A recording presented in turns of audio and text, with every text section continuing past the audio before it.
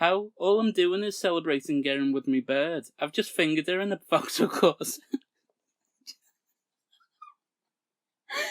I can't say that. Right, I wanted to talk about the most epic scene in House of the Dragon so far. I figured I would simplify it, and to keep it interesting, I'm gonna tell it in a different way. I may as well keep it fresh. Everyone else is doing videos on it, so I might as well try and stand out. But before we do that, please leave a like and subscribe. You can always unsubscribe at a later date if you don't like what I'm posting. It's completely free. We're still using the backup mics because the adapter for my good mic is broken. I've ordered a new one, but it's not here yet.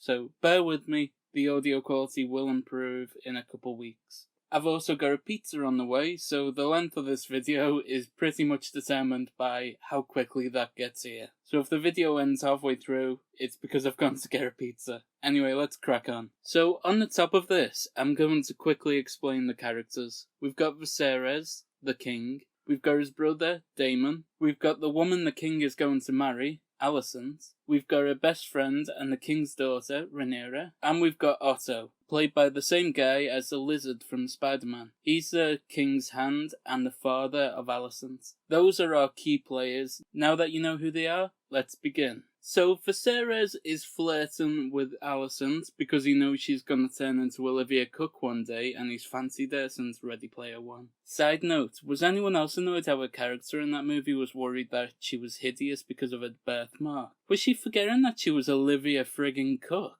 Anyway, back to the show. I got distracted there. Viserys has his date cap on, and that's when Otto, the lizard from Amazing Spider-Man 2, walks in, and is all like, me and the lads are holding a private meeting about something, come over. So he goes and some bloke tells him, mate, your brother, Matt Smith, has stolen your Easter egg, dragon egg. And the king is like, which egg was that like? It better not have been the cream egg ones, those are my favourite. And then the Dragon Keeper tells him that it was the egg he had chosen to put in his dead kid's cradle. Had he survived, that is. He is obviously fuming. So Daemon is in Dragonstone, right? And they have a chat and decide that the king can't just rock up to his ends because it's too dangerous. So Otto goes with the knight that Rhaenyra chose earlier because she fancied him. I didn't misread that, did I? I found it quite funny how she stood on her tiptoes to appear taller to the knight. I love her character so far. I'm really gonna miss Millie Alcock. Anyway, we cut to Dragonstone. I just want to start off by saying that this really made me want to rewatch Season 7 of Game of Thrones to see what it's like, seeing Dragonstone back then, knowing that all those years ago there was this epic standoff on the bridge.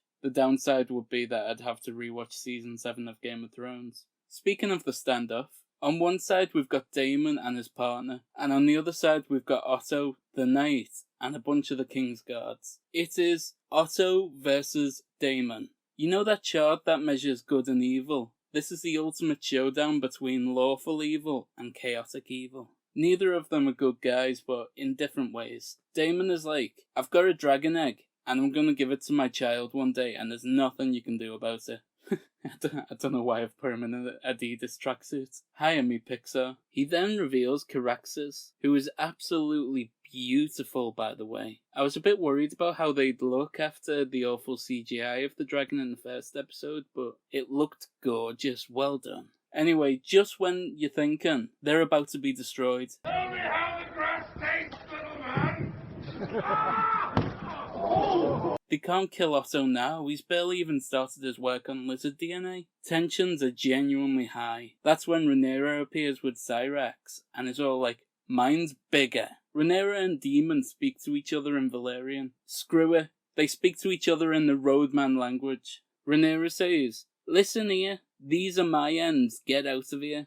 To which Daemon replies, this place isn't yours until you're old enough. You're still a kid, so sod off. She says, my dad's fuming. He says, how? All I'm doing is celebrating getting with me bird. I've just fingered her in a fox, of course. I can't say that. Got carried away there. What am I doing? What am I doing? Oh, I'm having such a nice time. So yeah, he's just fingered her in his Vauxhall Corsa, apparently. Oh. Anyway, Rhaenyra is like, you've already got a bird, but Demon shuts her down. Yeah, but she's clapped. Just give us back the Easter egg, yeah. He gives in and gives her back the egg. It was a bounty, so he never really wants it anyway.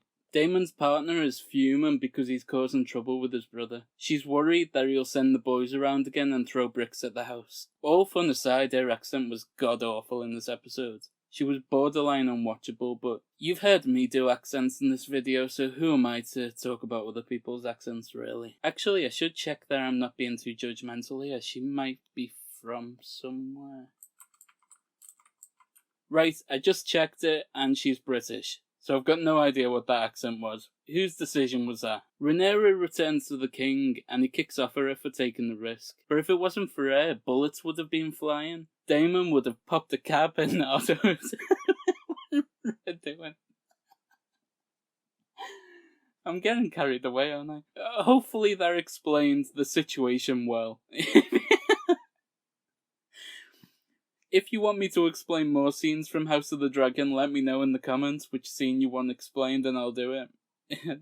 This was really good fun. I had a genuinely good time recording this video. I wonder if anyone's named, like the kid Rhaenyra or something. Quite dangerous, isn't it? I mean, I named my daughter Daenerys and I regretted that. Anyway, I better call an end to this video. My son Judas is downstairs and I've got to finish reading that Bible thing. I wonder how it turns out.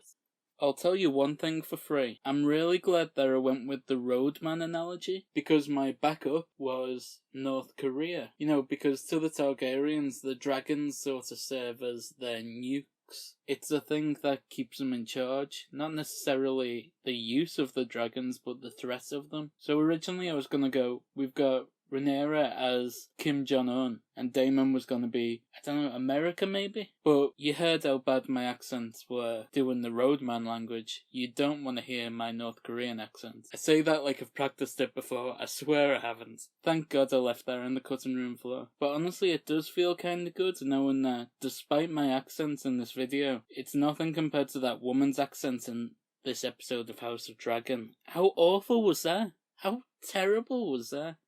I really hated it. I genuinely hope you enjoyed watching this video half as much as I enjoyed making it. Please leave a like and subscribe.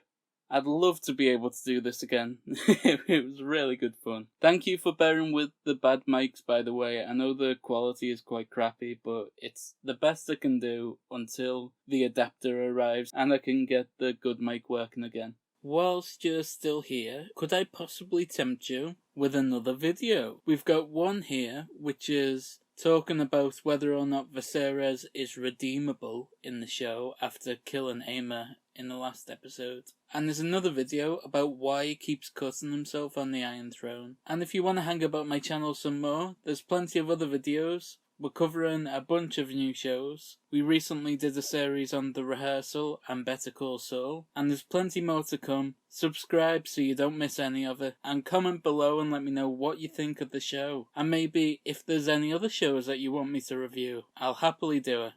Alright, I'm going to call it a day now. Bye folks.